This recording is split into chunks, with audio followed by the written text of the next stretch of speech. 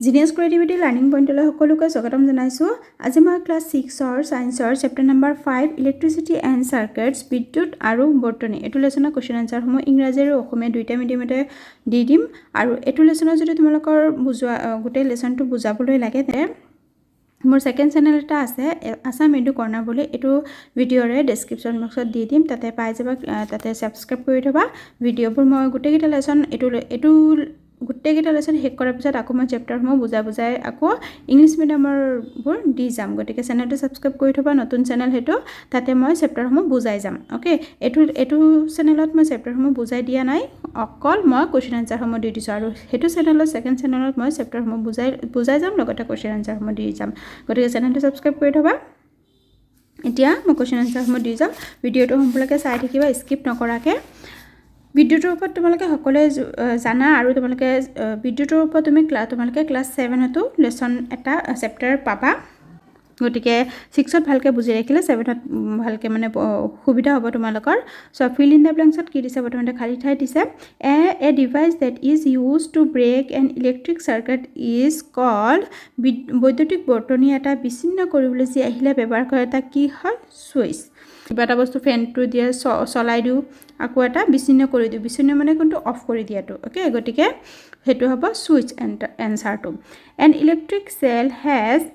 Cell মানে কি, বিদ্যুৎ কোষত কি থাকে, দুটা টাৰ্মিনেল থাকে। মই লেচনটো ভালকৈ বুজাই দিম, তোমালোকে সেইবাবে মোৰ চেনেলটো ছাবস্ক্ৰাইব কৰি থ'বা। এইটো হ'ব দুটা চেল থাকে, ইলেক্ট্ৰিক চেলত দুটা টাৰ্মিনেল থাকে, টাৰ্মিনেল মানে মূৰ।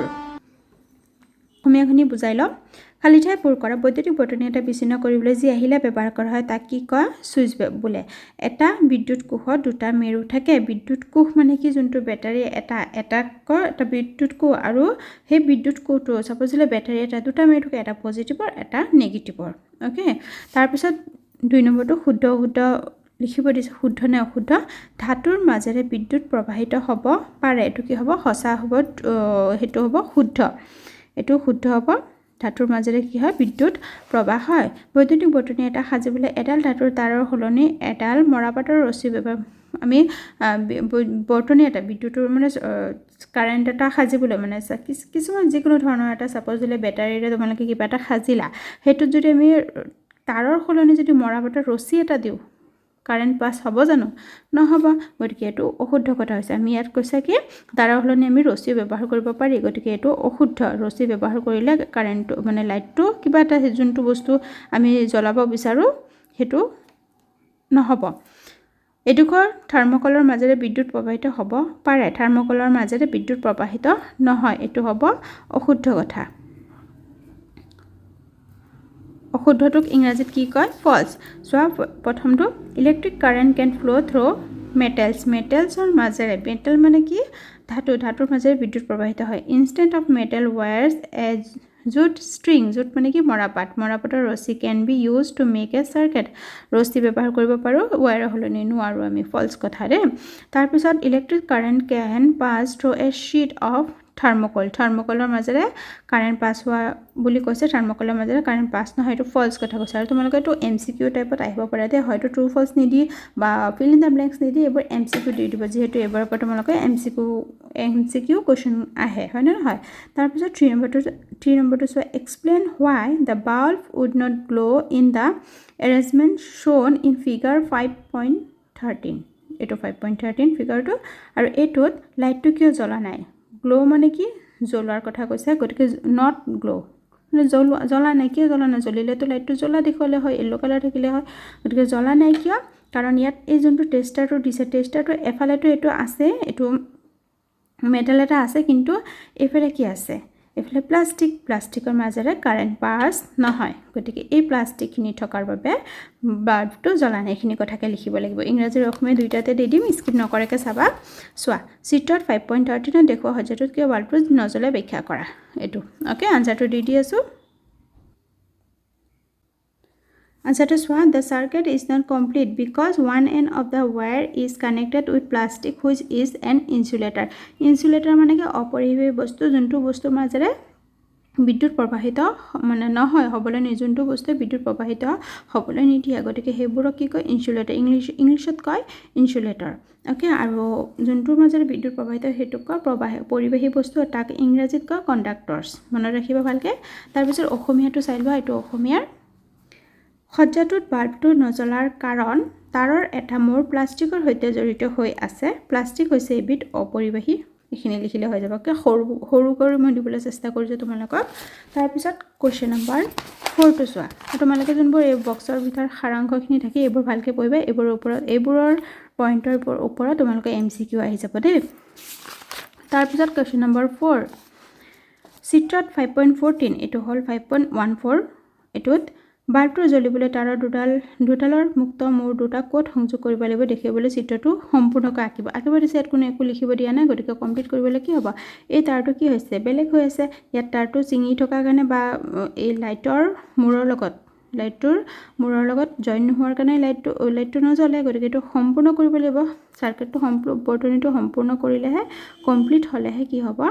লাইটটো জ্বলি উঠিব এইটো আৰু এফালে খোল খাই আছে এইটো কি হ'ব এইটো এফালে গৈ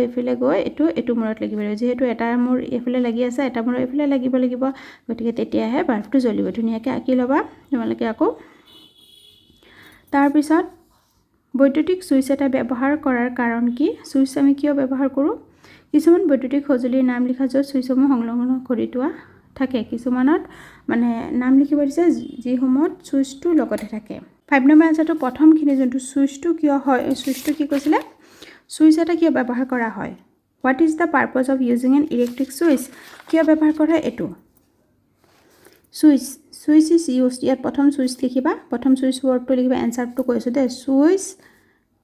ইজৰ পৰা লিখিবা সুইচ ইজৰ পৰা কন্টিনিউ কৰিব is use to either break the electric circuit or to complete it এইলৈকে লিখিলে হ'ব মানে এই সেন্টেন্সটো এইখিনি নিলিখিলে হ'ব প্ৰথম কোৱেশ্চনটো আনসাৰ ওকে তাৰপিছত অসমীয়াটো লিখিবা সুইচ এবিধ সৰল আহিলা যাক বৈদ্যুতিক বৰ্তনীটা সম্পূৰ্ণ কৰিবলৈ বিচ্ছিন্ন কৰিবলৈ ব্যৱহাৰ কৰা হয় এইটো অসমীয়া গোটেইখিনি লিখি দিবা দেই তাৰপিছত পিছৰখিনি কি কৈছে কিছুমান বৈদ্যুতিক সঁজুলিৰ নাম লিখিব দিছে ইলেক্ট্ৰিক বস্তুৰ নাম লিখিব দিছে যিসমূহ সুইচসমূহ লগতে থাকে এইটো আনসাৰটো 5 নম্বৰটো চোৱা ফেন কিছুমান টেবুল ফেনত লগতে সুইচটো থাকে ফেন বাল্ব মিক্সাৰ গ্ৰাইণ্ডাৰ বাল্বটো লিখিব নালাগে দেই বাল্বৰ লগত সুইচটো নাথাকিব ফেন মিক্সাৰ গ্ৰাইণ্ডাৰ টিভি টৰ্চ ফেন তাৰপিছত টৰ্চৰ লগতে সুইচটো থাকে টিভিৰ লগত সুইচ থাকে ৰেডিঅ' ইয়াতে ৰেডিঅ' লিখিব পাৰা ৰেডিঅ' তাৰপিছত মিক্সাৰ গ্ৰাইণ্ডাৰ এইবোৰ তাৰপিছত কুৱেশ্যন নম্বৰ 6টো হৈছে সেফটি পিনৰ সলনি পেন্সিলৰ দাগ মচা ৰবৰ এডাল ব্যৱহাৰ কৰি চিত্ৰ 5.14 দিয়া বৰ্তনীটো সম্পূৰ্ণ কৰিলে বাল্বটো জ্বলি উঠিব না মানে এই সেফটি পিনটো ইয়াত দিছে 5.14 যদি এইটোৰ সলনি যদি ৰাবাৰ এটা দিয়া হয় বাল্বটো জ্বলিব না নজ্বলে কাৰণ ৰাবাৰ এটা কি হয় ৰাবাৰ এটা হয় অপৰিবাহী বস্তু ইংৰাজীত কি কয় অপৰিবাহী বস্তুক ইনসুলেটৰ বুলি কয় গতিকে যোনবোৰ বৰ্তনীবোৰত ইনসুলেটৰ থাকিব অপৰিবাহী বস্তু থাকিব সেইবোৰৰ ক্ষেত্ৰত বৰ্তনীবোৰ জ্বলি নুঠিব ওকে লাইটবোৰ জ্বলি নুঠিব সেইখিনি কথাই 6 নম্বৰটো একেবাৰে সৰুকৈ মই দিছোঁ চোৱা know the bulb will not glow মানে নজ্বলে নট গ্লো মানে নজ্বলে বিকজ ইৰেজাৰ ইজ এন ইনসুলেটৰ এইখিনি লিখিলে যথেষ্ট দে মই যিমান পাৰোঁ সৰুকৈ লিখিবলৈ চেষ্টা কৰিছোঁ অসমীয়াটো চোৱা বাল্বটো জ্বলি নুঠিব কাৰণ ৰবৰ এডাল অপৰিবাহী পদাৰ্থ তাৰপিছত কুৱেশ্যন নম্বৰ 7 চিত্ৰত 5.15ত দেখুওৱা বৰ্তনীৰ বাল্বটো জ্বলিবনে এইটোৰ বাল্বটো জ্বলিবনে এইটো ভালকৈ চোৱা বাল্বটো নজ্বলা কাৰণ চোৱা এই তাৰ ইয়াতো পজিটিভ নেগেটিভ দুডাল তার দুফালে লাগি আছে এফালে ঠিকই হৈ আছে কিন্তু এইফালে কি আছে চোৱা এই দুডাল তাৰৰ মূৰটো চোৱা এটা ঠাইতে লাগি আছে লাইটৰ এটা ওপৰখিনি থাকে পজিটিভ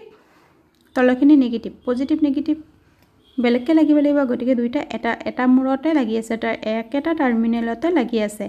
একেটা মেৰুত লাগি আছে গতিকে সেইভাবে বাল্বটো নজ্বলিব সেইখিনি কথাই লিখিব লাগিব কুৱেশ্যন নম্বৰ 7 বৰ্তনীৰ বাল্বটো জ্বলি নুঠিব কাৰণ তাৰ দুইটা মূৰ বাল্বটোৰ একেটা অংশৰ লগত অংশ বা মেৰু বুলি লিখিলে অংশৰ ঠাইত তোমালোকে একেটা মেৰু বুলি লিখি ল'বা একেটা মেৰুৰ লগত সংযোজিত হৈ আছে এইখিনি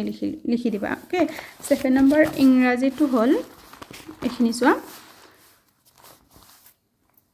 know the bulb will not T হ'ব দে the bulb will not glow because both end of the wires are connected to the same terminal এটো आंसर ইংৰাজীটো নেক্সট 8 নম্বৰটো চোৱা প্ৰায় একে ধৰণৰ বস্তু হয় গোটেইকেইটা কোৱেশ্চন একে ধৰণৰে হয় এটা বস্তুৰ ক্ষেত্ৰত পৰিবাহিতা কিন্তু কিবা এটা বস্তু ধৰিব দিছে পৰিবাহিতা টেষ্টাৰ যোনটো আছে সেইটো ব্যৱহাৰ কৰা বাল্বটো জ্বলি উঠা দেখা গ'ল মানে টেষ্টাৰটো দিয়াৰ লগে লগে বাল্বটো জ্বলি উঠি গ'ল বস্তুটো যেতিয়া থোৱা হ'ল তেতিয়া সেই বস্তুটো পৰিবাহী নে অপৰিবাহী যেতিয়া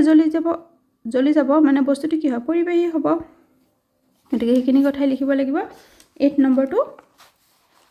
বস্তুটো মানে কৈছে বস্তুটো কি পৰিবাহী নে অপৰিবাহী সেইটো কোৱা নাই গতিকে আমি কি লিখিব লাগিব বস্তুটো পৰিবাহী হয় কণ্ডাক্টৰ হয় the object is a conductor so the current will pass through conduction tester and the bulb will glow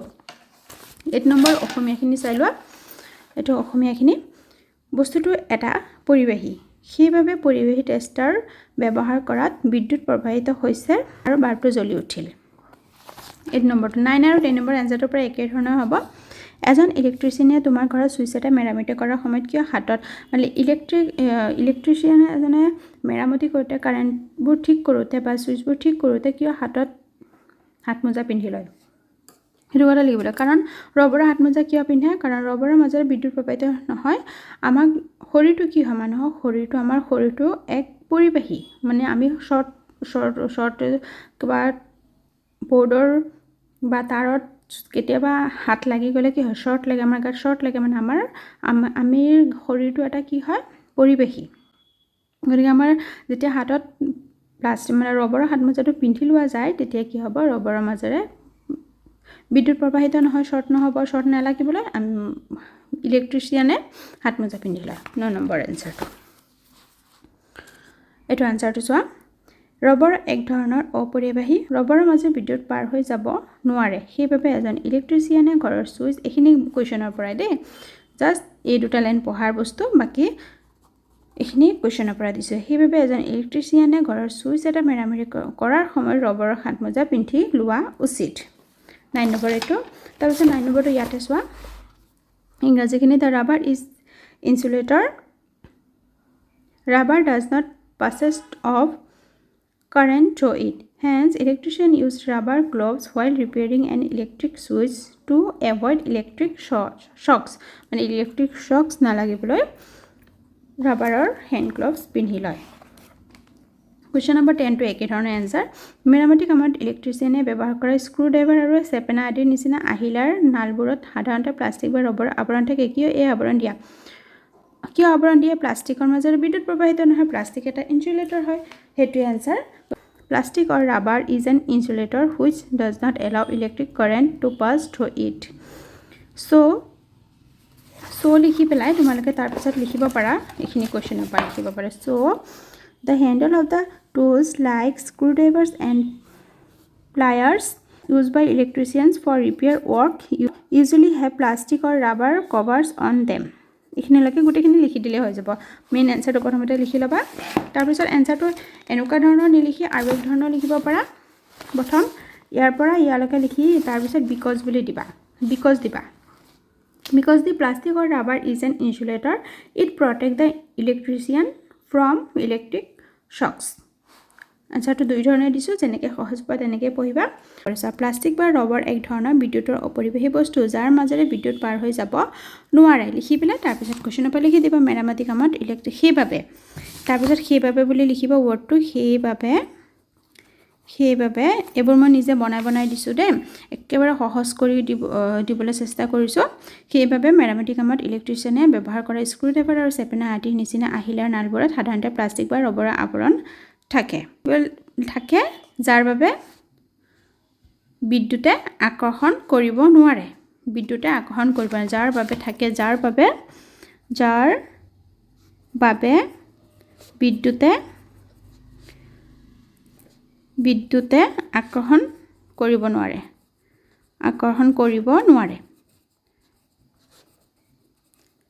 শেষত এটো ৱৰ্ড লিখিলে আৰু বেছি মানে ৱৰ্ডটো সেন্টেন্সটো কমপ্লিট দেখা যায় ওকে প্ৰথম এখিনি লিখিবা তাৰ পিছত কোৱেশ্চনৰ পৰা ইয়াৰ পৰা ইয়ালৈকে লিখি তাৰ পিছত এইটো সেন্টেন্স যাৰ বাবে বিদ্যুতে আকৰ্ষণ কৰিব নোৱাৰে